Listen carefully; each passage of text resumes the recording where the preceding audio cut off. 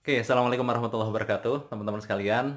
Selamat datang kembali di vlog Darmawan Aji.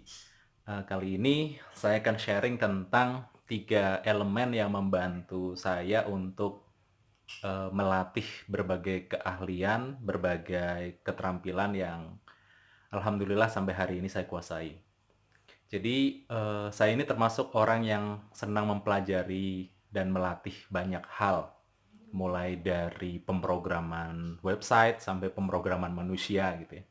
Mulai dari permainan sulap sampai permainan bela diri tradisional.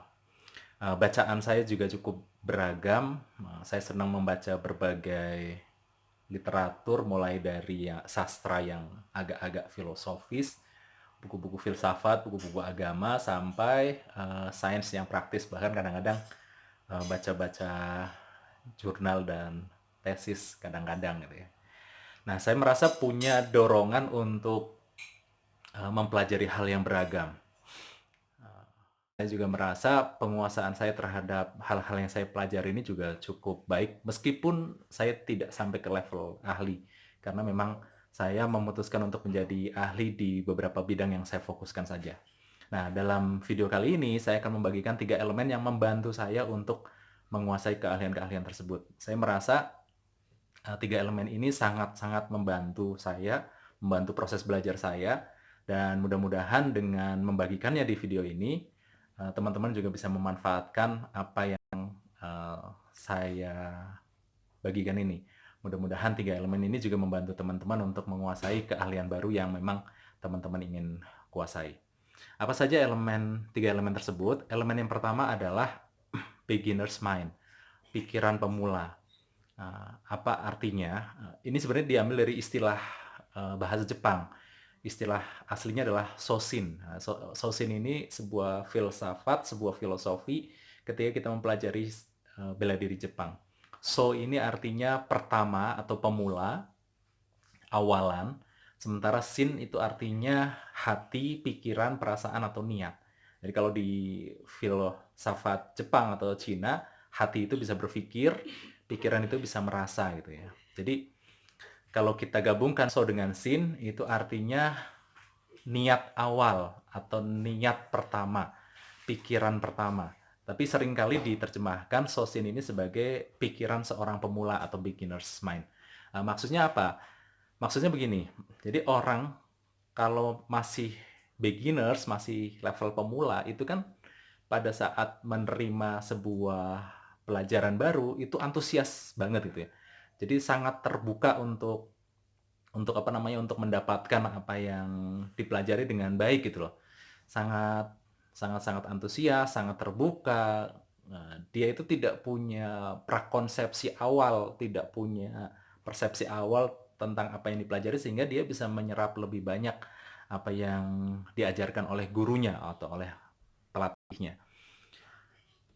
Nah, sosin ini mudah diterapkan kalau kita memang benar-benar pemula di satu bidang. Tetapi kalau kita sudah menguasai bidang tersebut, kemudian kita mempelajari ulang subjek yang sama, itu agak-agak sulit.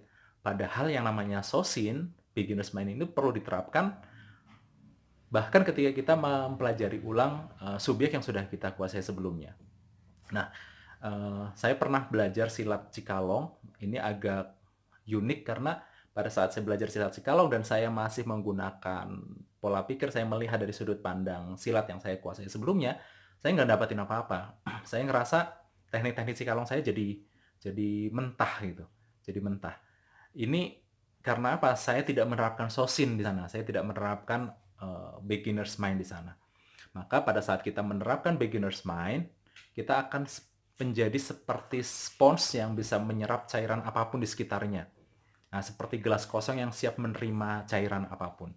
Ada satu tokoh Jepang namanya Sunryu Suzuki mengatakan ada banyak kemungkinan pada pikiran seorang pemula, namun hanya ada sedikit kemungkinan pada pada pikiran orang yang sudah merasa ahli. Maksudnya apa?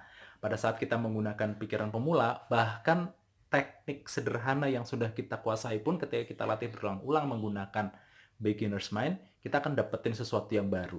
Sementara bagi seorang ahli, mempelajari sesuatu yang baru pun merasa tidak mendapatkan apa-apa karena dia merasa dia sudah menguasai banyak hal. Ini yang pertama, elemen pertama, yaitu beginner's mind. Elemen yang kedua adalah mindful practice, berlatih secara sadar berulang-ulang. Kata pepatah mengatakan repetition is mother of skill. Jadi pengulangan ini adalah ibu dari segala keahlian.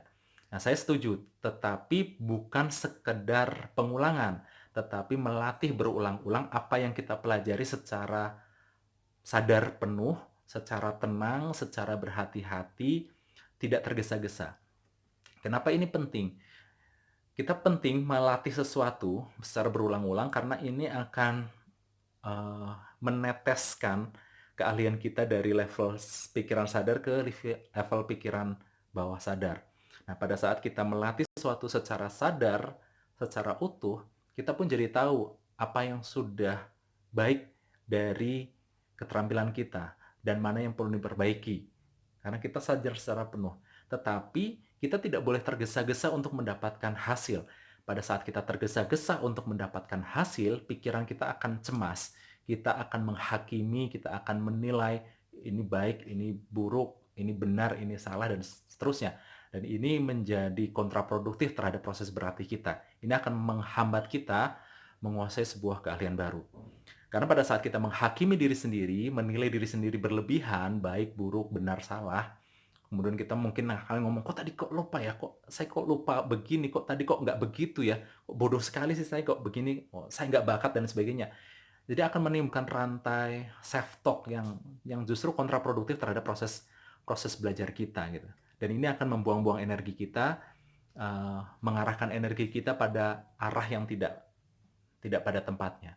Pada saat kita berlatih, berlatihlah seutuhnya, fokuskan berlatih situ, lepaskan keinginan untuk mendapatkan hasil secara segera, lepaskan kemelekatan kita terhadap hasil akhir.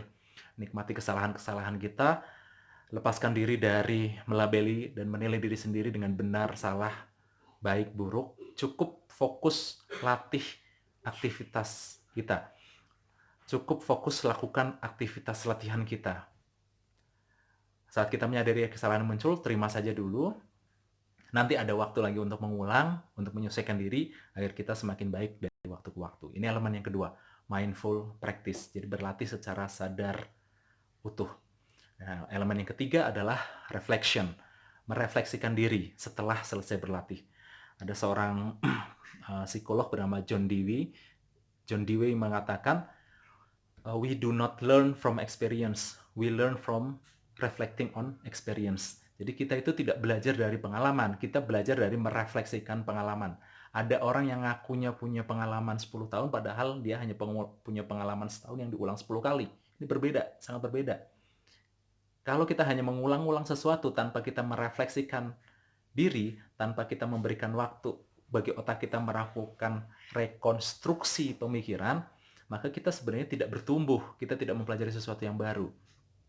Maka mengalami berulang-ulang, melatih berulang-ulang saja tidak cukup. Kita perlu memberikan waktu bagi pikiran kita, bagi otak kita untuk merefleksikan diri, untuk membangun sebuah konstruksi pemikiran yang baru.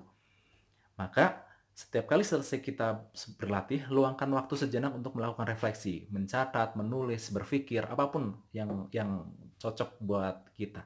Apa yang sudah bagus dari latihan kita kali ini? Apa yang perlu ditingkatkan? Apa makna baru yang kita dapatkan? Dan sebagainya.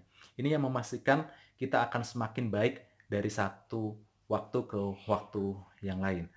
Tanpa refleksi, kita tidak akan mendapatkan kemajuan yang berarti dalam berlatih. Persis seperti apa yang dikatakan oleh Confucius. Jadi Confucius pernah mengatakan, belajar tanpa refleksi itu percuma. Refleksi tanpa pembelajaran itu bahaya. Mudah-mudahan bahasan 3 elemen ini bermanfaat bagi teman-teman. Ingat 3 elemen, yang pertama adalah beginner's mind, sosin, kosongkan pikiran seakan-akan tidak tahu apa-apa. Yang kedua adalah mindful practice, berlatih berulang-ulang secara sadar penuh tanpa menghakimi, tanpa melabeli, tanpa melekatkan diri pada hasil akhir yang diinginkan. Dan yang ketiga adalah reflection, merefleksikan diri setiap kali kita selesai berlatih. Mudah-mudahan ini bermanfaat bagi teman-teman sekalian. Bagi yang belum subscribe, silahkan subscribe. Mudah-mudahan dengan semakin banyak yang subscribe, semakin bersemangat pula saya membuat konten-konten yang berkualitas seperti konten kali ini. Terima kasih. Sampai jumpa di video berikutnya. Salam.